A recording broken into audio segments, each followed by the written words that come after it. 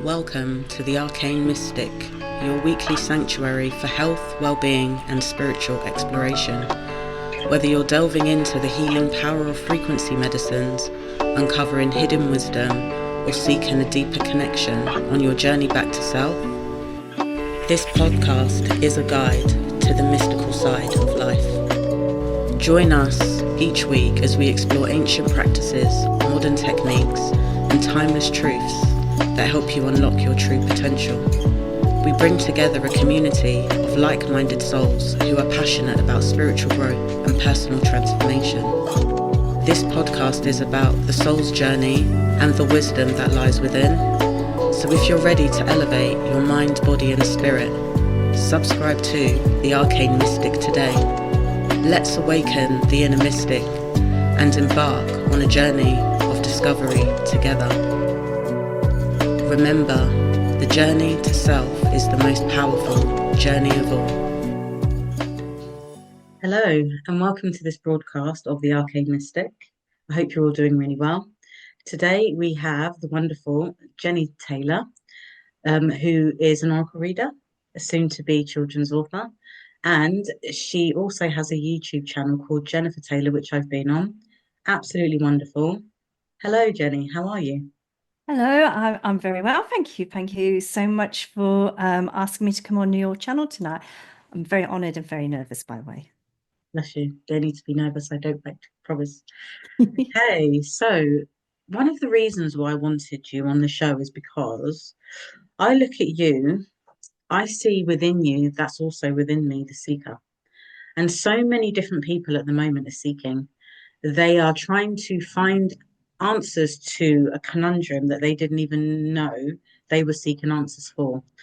And part of this, we could look at the New Age stuff. We could also go down the pathway of how you got to the point that you're at now. So tell us a bit about your journey and how you got to where you are. Right, yes, of course. I was just looking at my crystal, it's like looked like a tissue. No, that bit there. Sorry. Yes, sorry, I start again. Okay. So my journey really began as I think as a child, really, because I was brought up by my grandparents in Chedworth, which is in the little village in Gloucestershire. So my early childhood was always spent kind of like listening to the wind and talking to the trees and just looking at the stars, thinking, I don't come from here, I come from somewhere else. Then, of course, life happens, doesn't it? And I emigrated to Australia. But I've always had that searching, that feeling like there's something more to life. When I was little, I used to think, I was a healer and also like very much into the witches, but not into like what you see on like Instagram where, things. It was just that natural curiosity as a child. So that was always my background and my backbone of who I was. But it wasn't until I went to work at Ragdale Hall, which is a beautiful spa in Melton Mowbray in Leicestershire. And I started as a beauty therapist and and then I switched to doing Reiki and I've missed out the biggest chunk. Back when I was just about to turn 30, I returned to Australia to bring my nana back because she was dying of she was about to die of old age. So I brought her ashes back.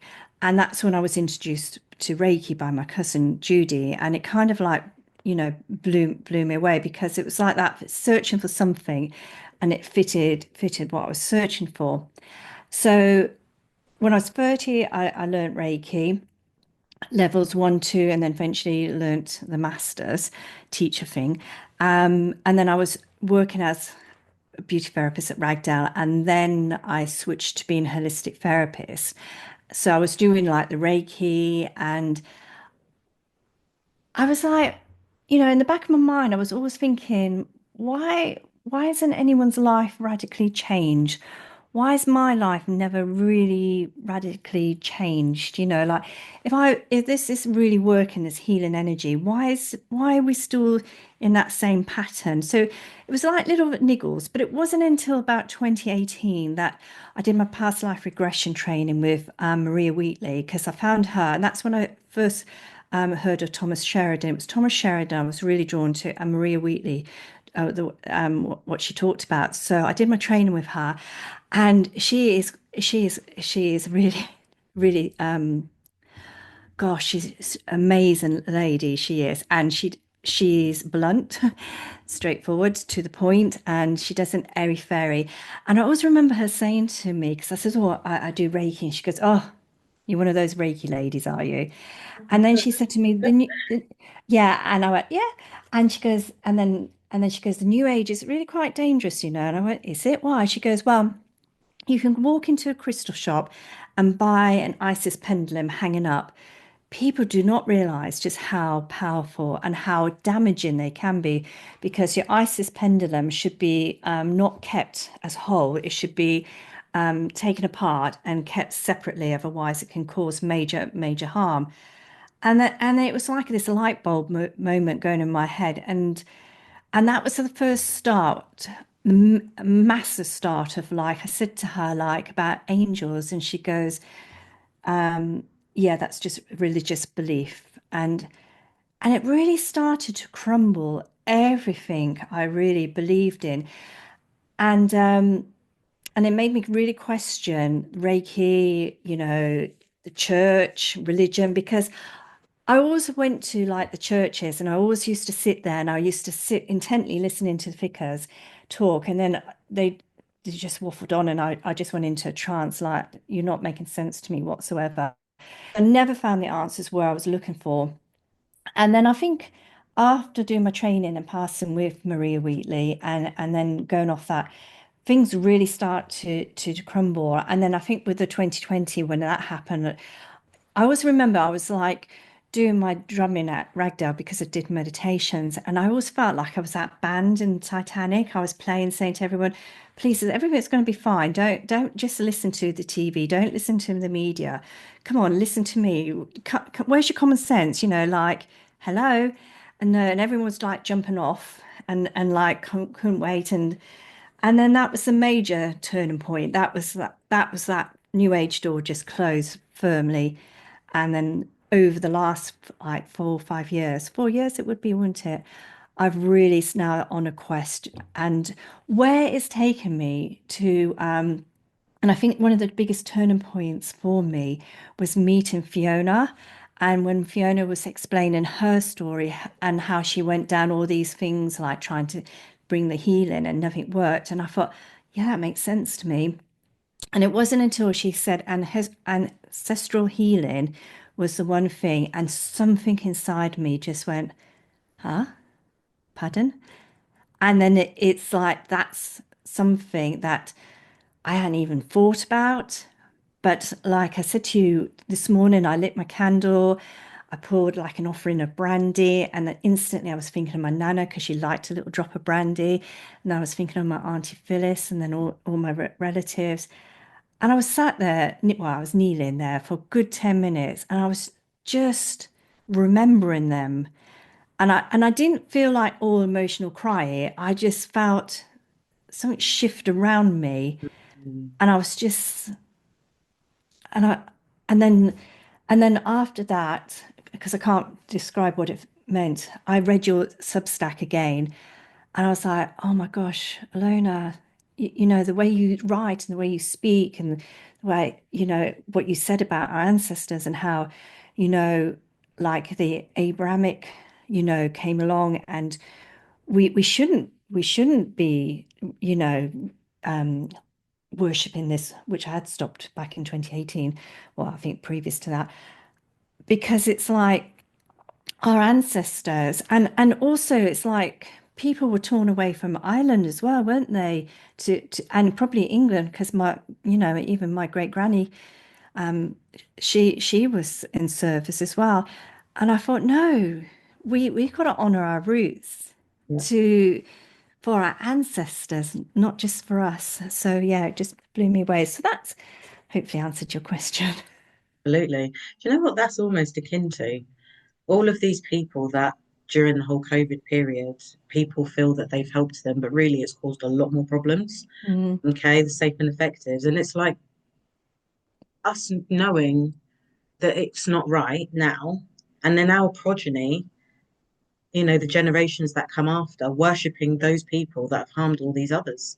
There's no real difference there with that when you think about it. And Yeah, I for agree. me now, if that was the case, I mean, I've taught my kids a lot about ancestry. I'd be like, what are you doing? Like, why would you give your energy to a group of people that we don't know what they're up to? We don't know what they're doing. And you're giving all your beautiful energy to them for what after they've hurt how many people? Mm, There's no yeah. difference, you know, and we've got the ancestral stream. And the interesting thing about Maria is I met Maria at a crux point for me. And I'd met a woman who was supposed to help me. And I liked her, but you know, when you meet people, you either really like them or you don't. I always say the connection is either hanging or it's banging. And that was hanging by threads. And it got to the point, I'm not going to go too much into that, but it got to the point where she was like, right, now that we've established this connection, you need to know that you have to call me mother. Uh, I know. And she said to me, why can I hear wood pigeons? I said, because that's all you're going to hear. And I just said, look, I've got to go. And that day, this was in 2017, I met Thomas and Maria. And it was almost like for me that I had to almost go through some kind of rite of passage to meet people that never wanted anything from me apart from me being myself. And since that day of meeting them, I've gone to things with Maria. I'm talking at her event in September, which I'm really excited about. And I've met up with Thomas since then as well. But Thomas gave me my first podcast, and Maria gave me my first, public speaking opportunity. But it's taken from 2017 up until this point. It's been a massive journey because I think that what you said about Reiki, I did that, but something about it didn't feel right either. I don't know what it was. It just didn't sit right with me. And I think that it's a conclusion that you have to come to rather than, um, I'm not going to, try and make people feel bad, but you've got to almost sit with it because it's not our ancestors. I'm not Japanese or wherever mm. he's from.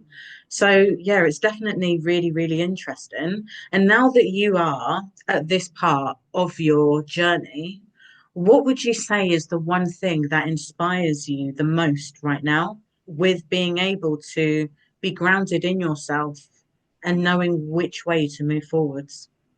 I would say it is the ancestral wisdom and the other very strong thing that is really is the runes.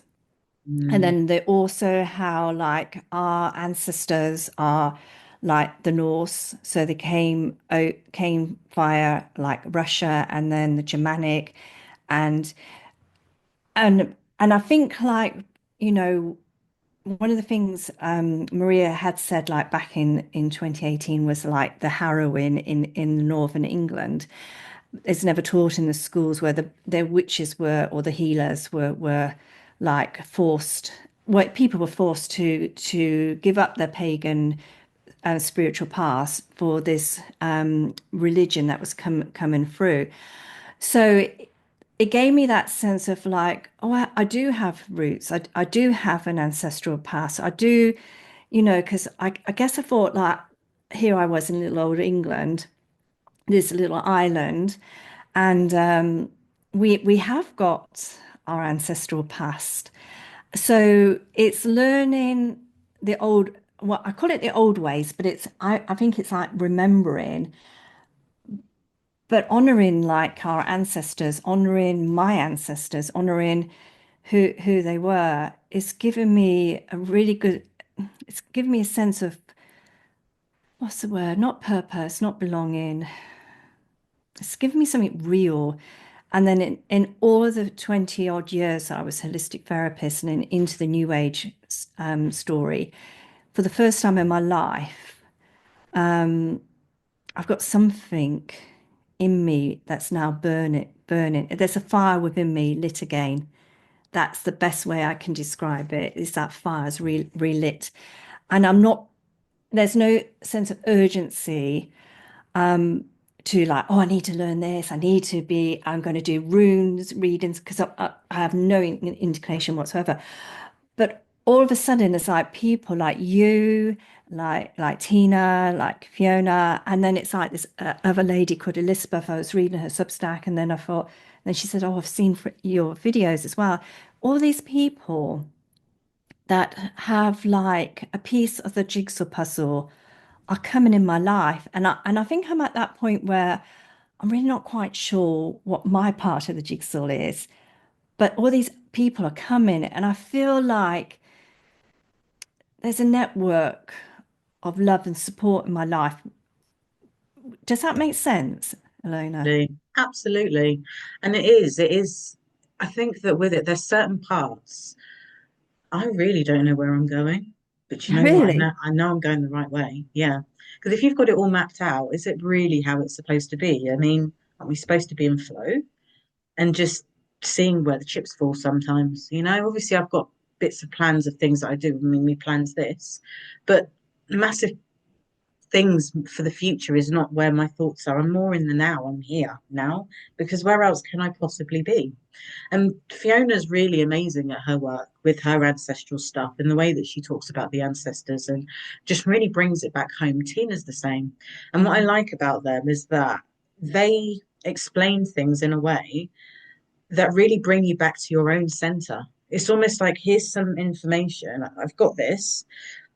What do you want to do with it? It's not, you know, like with Abrahamic stuff, it's kind of saying to you, here's this, and this is what you have to believe. This is your Mm, journey. This is the way you have to walk, because if you don't, X, Y, and Z.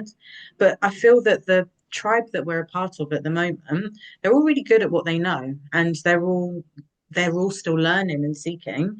And that helps us to learn and grow as well. If I get stuck, I'll ask a question. I don't, it's fine because they will know things that I don't, the same way that you will know things that they don't. And do you see what I mean? It's a kind yeah, of like a symphony, and it's great. yeah, It's yeah. absolutely great. Yeah, and that's what I really really love, and that I know I can either reach out to you or reach out to Tina or Fiona, and the other thing is what I've noticed, like I can't pronounce his name, but somebody reached out to me on Instagram and followed me, and I followed back, and he said, "Oh, it's so lovely to find someone." Another person from the tribe, a follower from, like the tribe. I can't remember how he worded it. And I like kind of like tried to pretend to be really cool, but I was literally dancing around the kitchen going, "Oh my God, oh my God, this is just so amazing." And then I had to give him this heart back because it just, I think that with the new age, it's like what really I really annoyed me about it was like you need to manifest the big car, the big house, the big check pay packet. And it was never any stuff that I ever manifested in my life. And in reality, it was always the simple things in my life. Like when I was look back on my life, and then what I was about to say was like with this guy and with all of you guys, you all genuinely care and you all got each other's back. Whereas in the new age, it's almost like, "Oh, look at me, I'm a guru, I'm better than you, you kneel and look up to me." And it was very isolated. And what I noticed, the other thing about Ragdoll is like the holistic team. Once they became on the holistic team, it's almost like they had this like really high regard of themselves and they looked down at other people. And I noticed like when I left Ragdoll and then when I went back, they didn't like me going back because they thought I had special, I was like thought of highly more than, and I was going to be a threat to them. And I'm like, hang on a minute. How can you possibly feel threatened by somebody else? That's not very, or it's not very nice thing to think of, So it felt very superficial, that whole new agey thing. It had kind of like no substance, no care about anyone else. It was all about me, me, me, and what I can bring into my life. And look at me, and I'm wonderful. So I'm so glad I'm out of it, actually, the new age. And I think that people get scared. They get scared of others that are starting to know who they are, especially when they've got a facade to maintain. And people are naturally drawn to people that are down to earth. I like humble people, you know, the ones that you can Mm, just go around. I don't care how much somebody's got, how much they don't have. It doesn't interest me at all. Just what's your heart like? You know, are you fun? mm, You know, and they can be shy people. I've noticed that within the tribe, we've got all sorts of different shapes and sizes, but they're all great and they're all quirky and great at what they do, you know. But I found that within the new age, especially the medicine circles, when I ventured into that whole quagmire, that was an interesting place as well. I met some great people though. I'm not going to put that, you know, I'll put that in there, but I found that the solo journey for me is great. And then you meet the other solo people as well. I think my daughter calls them Sigmas. I don't know. Maybe that's the Sigma male, but it's the one that really just spends a lot mulling over the mysteries of life is what I like to do. And then just having weird conversations with weird people, and that makes me feel really good. Um, and the biggest, what have you found to be your biggest pitfalls as the seeker? Um, do you mean like uh when I go down rabbit holes Yeah. and then I'm like, like I get carried away by that rabbit hole. So my biggest rabbit hole, um, I'm still out on the jury with the moon, because that was one of the pitfalls. I guess like my biggest pitfall is like my daughter would say, "Oh, mum, you're so easily influenced." But when you were just mentioned talking about, like if I could just go back slightly, over the course of the last 4 years, what I've really enjoyed was the conversations that I had with people that kind of like, as you said, were not part of the mainstream and they had their own thoughts and minds, and they have been my biggest allies and my biggest friends, and the one you can just talk about like what's going on, why, and that's what I really love. But yeah, my biggest pitfall, I would say, was Tataria, and there's another lady that's, and again, if I think if that's completely and honestly the truth, and they don't like sharing anything on social media or the YouTube, if it is the truth, because I always remember Thomas saying like some people really get all the subscriptions and the big numbers, but the actual ones that are telling the truth, I've got a small amount of viewings. They never get out there. So my biggest pitfall was when I fell for, and I mentioned it to you, but Tatarian, like there was this civilization before us that was highly advanced. They created all these beautiful buildings, and then all of a sudden they disappeared, and we're all doomed. And then I was like, oh, what is the point? You, you know, I felt so deflated and so like we're doomed.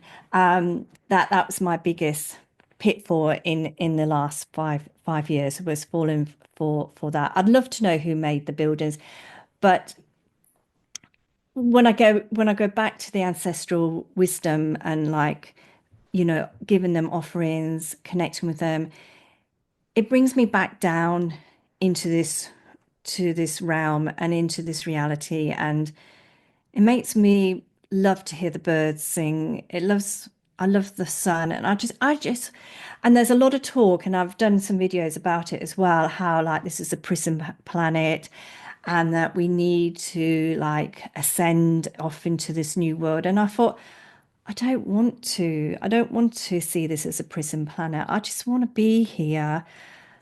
I want to create, and I want to enjoy my granddaughter, and I want to enjoy life, and I want to be present. And my mantra or motto for this year was to make every day matter. Every day matters, and that's what's driving me now. It's like each day is a day that really matters. It really does. And it is the small things. It really is. And there's so much information everywhere. It's so easy to get caught out in one thing. And I've learned now to kind of have a look, maybe assimilate a bit. I've made sure it doesn't. And maybe if it comes up again, then great. And if not, I went down the prison planet trap as well. I've seen all of that. And it kind of, I think that when you feel that within the world, that what is this that's going on out there, and you feel like you've got no options, that feels like an option, you know, that this is where it is and you've almost got to run. But really, for me, what if we're here to maybe either reconnect back to the way that it was Mm. energetically and create something really beautiful that sits here. Um, I'd rather stay there because it feels more nice. It just feels lighter. And then it gives the children a future and it gives others an energy to kind of tap into. But there's certainly loads of different bits. I never really went down the Tartaria. I think I looked and I don't know, I just didn't, I don't know. But then there's other things that probably I would have looked at that you would have been like, no, that's not for me. And I think everybody will have their thing. It's not about, one being more than the other. It is just part of the journey. Um, and what advice would you give to somebody that is starting out on their journey now, that are really starting to wake up and figure out that, yeah, the world's an interesting place? Um, yes, what I've always said right from the very, very beginning of like, whenever I used to do my oracle card readings at Ragdale, I used to say to people all the while, just turn off the TV, stop buying the magazines, stop buying the newspapers. So that's my biggest advice. So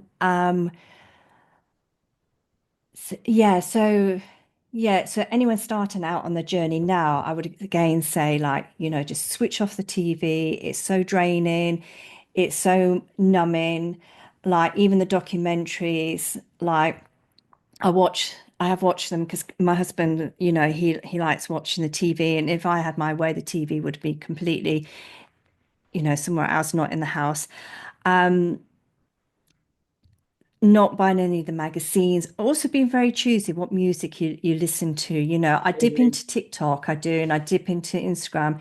But again, I've noticed my energy really kind of like really drops if I'm on there. Also, like I would say, and I noticed, and I wanted to ask you about it too. My husband likes cleaning the floor with these chemicals, like it's floor cleaner, but my sense of smell is so kind of like it just smells awful. So I'd switch to more natural products as well. Natural cleaning products, also natural products that you use on your skin as well, and daylight, sunshine, walking the dogs, and not being part of big crowds as well, and also being not around, like negative people, because I really struggled because when the lockdown occurred, I couldn't just sit back and bake cakes. It was just like, no Mm. way, that's me. I was off for dog walks with Maya. She never had so many dog walks. And then I had to work. So I went to work in a nursery looking after babies. And that's the most spiritual practice I've ever done, more so than meditation and yoga, is working with babies, because children have a way of seeing straight through you. Mm. They can see your energy, they can feel your energy. If they don't feel comfortable with you, they will not go anywhere near you. But for a baby, like 6, 7 months, they can feel your energy, sense your energy. And when they fall in your arms, asleep, when they feel comfortable with you, your energy is the energy they want to be around. So that's been the most humbling experience. And then even looking after the 2 to 3 year olds, because I've done that for the last few months on another day, their honesty and their Mhm. brutality is just Yeah. amazing. And so I've learned so much with having that honor of working with the children. And one of the things we do, we have to do these observations, like, and me being me, it can't just be, oh, the baby just played with this. It's like for example, old MacDonald had a bumper crop of oats. So this little baby decides to take lead role, sits right in the middle of the tray of oats, delegating the jobs to the other babies and the other little babies. And the parents said, "Oh my gosh, your storytelling is amazing. I just love reading what you write. It's just lovely." And I'm like, it's just something I love to do. Like when one of the things I used to love at school was art and writing stories. And when I step into that here now, it just takes me into a whole different realm. It does. So yeah, working with children, amazing, and parents. Mm. It's great. And I think the family unit at the moment has really gone through, it's been bamboozled as far as I'm concerned, Oh, because I really agree.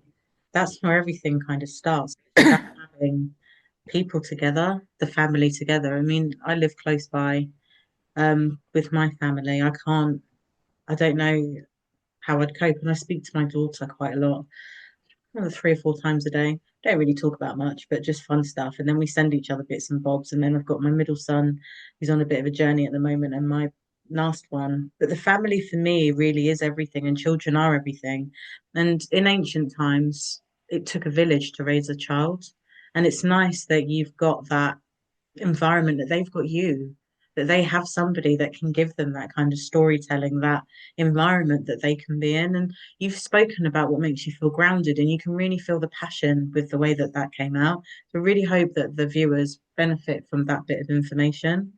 Um, and also with regards to the artistry, it's come out again here with the fact that parents are saying to you, how do you do that? So it's really, I think that gifts there are just flickering. Um, and what practices do you do to recenter when you're feeling ungrounded? Um, it's really interesting because obviously, as you know, like I'm with my marriage, it's not I'm going for like, yeah, with my marriage. So I'm having like, and I never thought I'd ever turn to like a counselor, but I somehow manifested this counselor into my life who's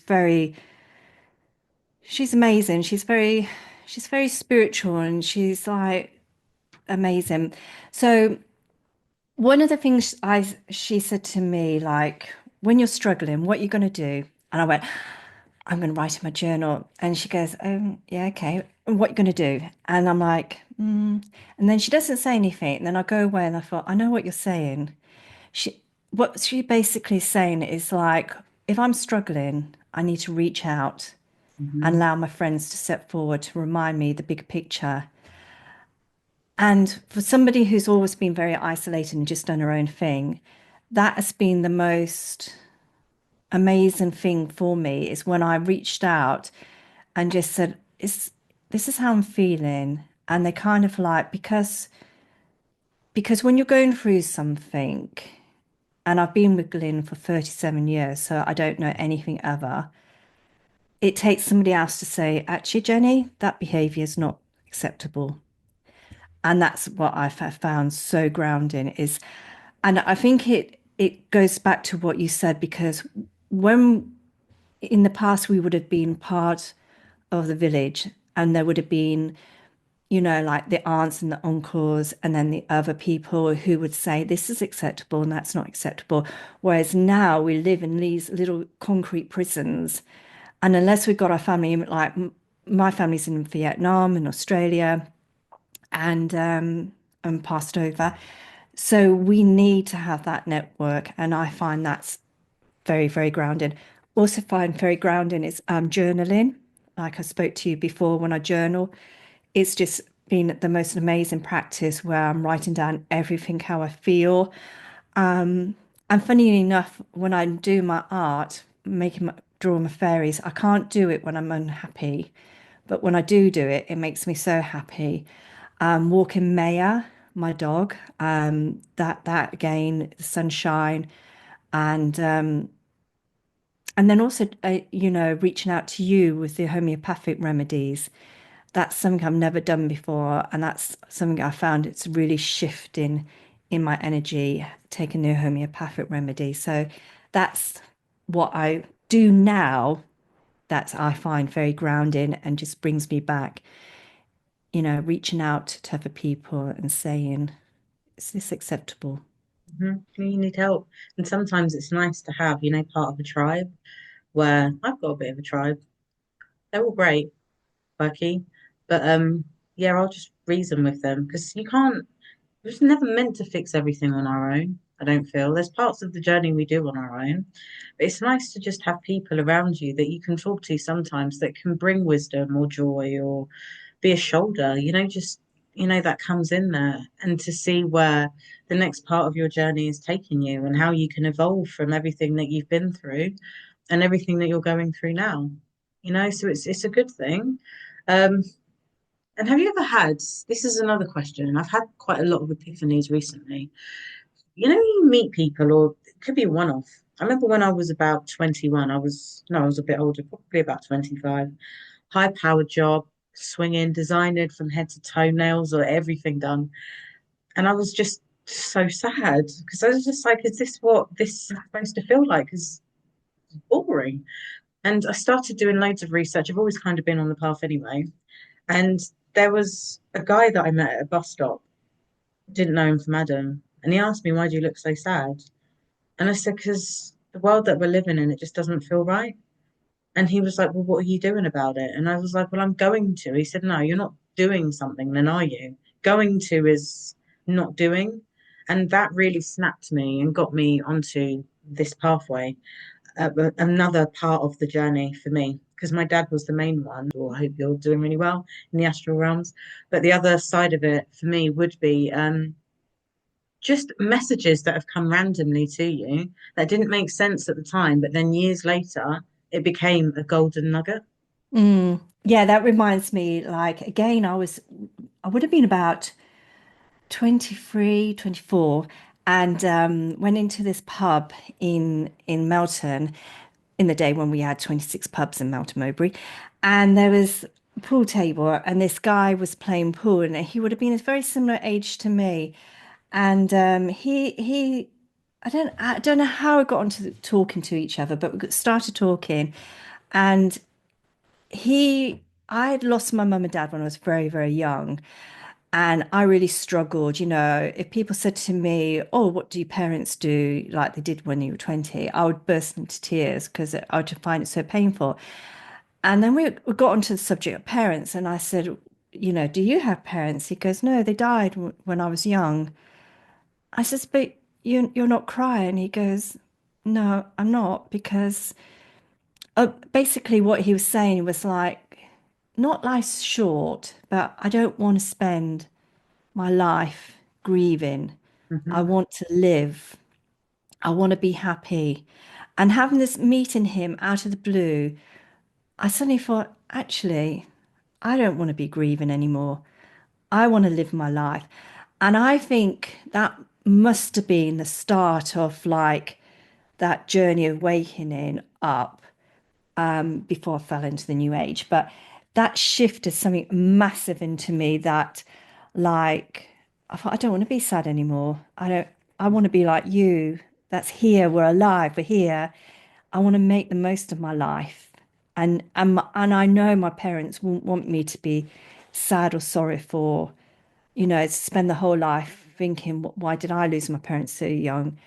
Do you know what I mean? That was a massive, massive that's one of those people that you meet out the blue, like you said, never expected to meet them, and they say something so profound, it changed my outlook on life straight So, away.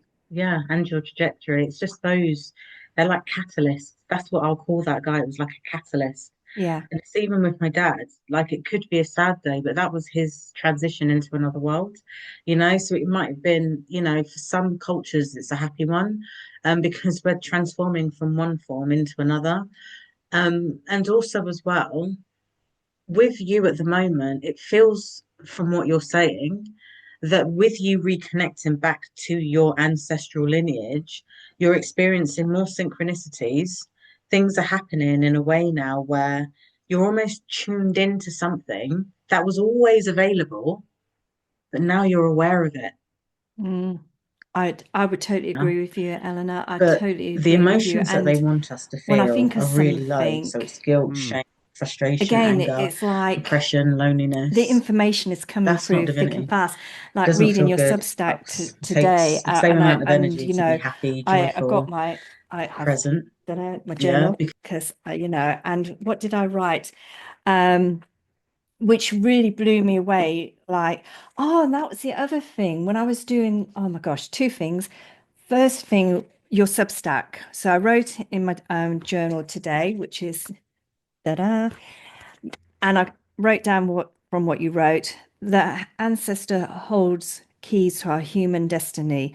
The question is, are you offering? Are you venerating? Are you listening? You give your ancestors power if you offer them offerings. You feed them and make them happy. They will look after you. Honor the material side. maternal side, for they carry the spiritual aspects of a person's. And then I also wrote, because I was running out of time, so I was dashing out, our ancestors died at the hands of the Abrahamic religion. If you follow this religion, you're cursing your ancestors. Just reading what you wrote this morning, I was just like, oh my God, this is so powerful. It just shifted something in me. So along with that young lad, today was another major shift in me. And then I wrote your name down, so I know it's your words. But when I was doing Sammy's little fairy, and then I did this voiceover, like Sammy's very shy, but she's here today on my Instagram reel. And it made Sammy cry because she said it was just so beautiful.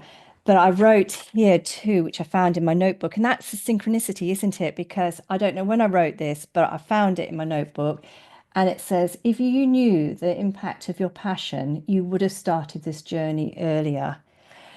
I kind of like wrote this yonks ago for now. And I thought, the things I'm really passionate about is drawing the fairies, because I'm not drawing them, they're wanting to be heard. And when I talk about them, each of them have got this story, each of them have got the sassiness. And I thought, gosh, my future self left this message for me to find. And I thought the synchronicities, the recognition you're on the right path. And what I loved was when Thomas said, like, the whole new age thing was a part of that initiation. You had to go through it. It was part of your path, but you now see things differently. And that was all meant to be. It wasn't a bad thing. It was a good thing. And I don't know where I'm going in life. Like you said, I have no plans. I know I'm taking a little slight, I'm off into the forest while I kind of like find myself a little bit because of all the personal stuff as well that I can't give to the oracle cards. But it doesn't kind of like matter anymore, if you know what I mean. I just know for once in my life, even though my life is like completely not, it's just on a standstill, so to speak. But for once in my life, I'm just happy, like hardly any money. What I got means everything. But even though my security has just been smashed, for once in my life, I'm very, very happy. So Crazy, it's isn't almost it? like when I had that material wealth and that material wage coming in from my husband, and everything was like, whoa, you didn't have to think twice what you went to spend your money on. Whereas now your whole shopping habits are completely changed. It's no longer Sainsbury's, it's Aldi and Morrison's. I'm content and happy. And I realize what I have. I've got clothes, I've got my health, I've got my car, I've got my independence, I've got jobs, and I'm happy. And that's a really great message for people out there that are really going through changes. I call them transitions. Seeing the glimmers in there, they're like the nice little moments and the gratitude for the small things that can really, they become the bigger things. But if you can be happy now, you can be happy with kind of anything. Mm. So well done you for really pushing things forwards and recognizing that depth of contentment within. Some people don't. They really, really don't. And thank you for sharing your wisdom here today.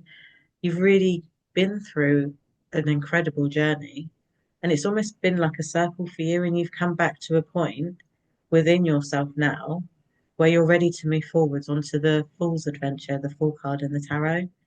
And another thing that I wanted to add quickly is that I find it really interesting that when people are on their journey and they're about to have a kind of epiphany, the new age flags up there in that point. It's almost like a gateway or like a gatekeeper comes in and is like, have this, and then you've got to go beyond that to get to not even a goal, to another part of the pathway.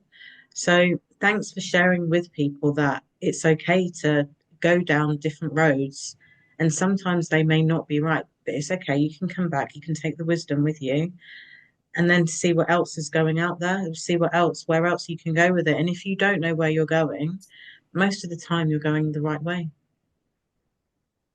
It's just that this is where it can become, I call it exciting. This bit's exciting. And it's always when you go through it the first time, it's and then afterwards you're like, "Do you know what? I've done this before. I wonder what's in store for me now. What's on this new adventure?" Yeah. Oh, Elona, I was so nervous because I thought, oh gosh, I don't know what to say. But thank you so much. Every time I'm with your company, I'm just like everything kind of like makes sense, and you and your way and your wisdom just helps me to feel grounded, and I don't feel so scared, and so you know, yeah. So thank you. That's okay. And you're absolutely incredible. You're a powerhouse. And grateful to know you and to have Oh, been on her podcast. So for those that are out there that haven't seen it, I'm on Jenifer Taylor on YouTube. So tell people where they can find you as we wrap this up for this evening. yes, you can find me on Instagram. Again, it's Jenifer Taylor, and it's changed because I've dropped a lot of the things I was doing as treatment wise. So it's probably more a personal look on where I am at the moment. But yeah, my YouTube channel is where I love to talk to people. I love to ask them their journeys, what they do as a practice, what they've learned, and so yeah, find me on YouTube as well. So come and join me Substack. there. Substack. Oh yeah, I forgot about that. Substack. I really forgot that. Yeah, my English teacher would be so proud of me because when I write it, yeah, the words come from somewhere deep within me, and yeah, you can find me on Substack again, which is Jenifer Taylor. So Jennifer is spelled with one N because my father loved the name Jennifer with one N. My mum wanted to call me Rita, but my dad had other visions. And Jennifer is the original spelling. And I always think of it linking in with Genevieve, who was with King Arthur in Cornwall. Again, amazing. Well, thank you to all of you that have watched this broadcast. Please do subscribe. Please do subscribe to Jenifer Taylor also. And until next time, see you soon.